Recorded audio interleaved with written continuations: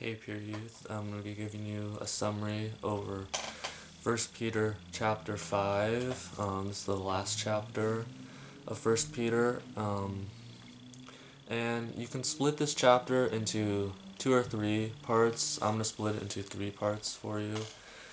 The first part is verses 1 through 4. Peter is giving advice to the elders in Asia Minor, which is where he's writing this to.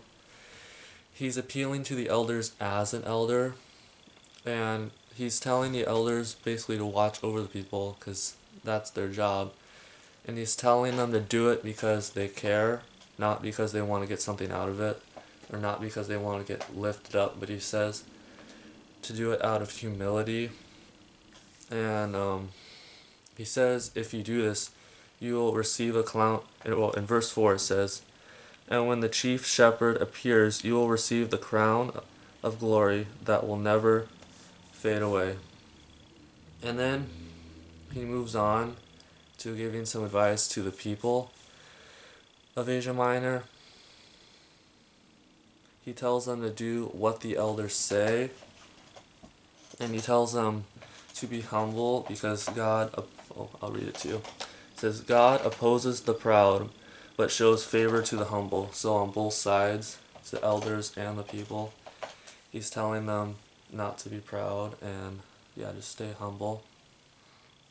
And then later on, he says to be alert and control your mind and resist the lion. And this lion is basically just the devil. And he gives some encouragement. He says, you can resist because you know that there are people around the world suffering for Christ as you are suffering, which is kind of encouraging because you know that there are other people going through the same hardships that you're going, and probably bigger hardships actually. And another encouragement that he says is that after you suffer, God will restore you. And then the final part of the chapter, Peter just gives some final greetings. That's what my Bible says. He just says Silas helped him write the letter, and he gives a final encouragement and tells them to stand firm in the true grace of God. And he says that Mark and another person from Babylon send their greeting, and then and that's basically the end of First Peter.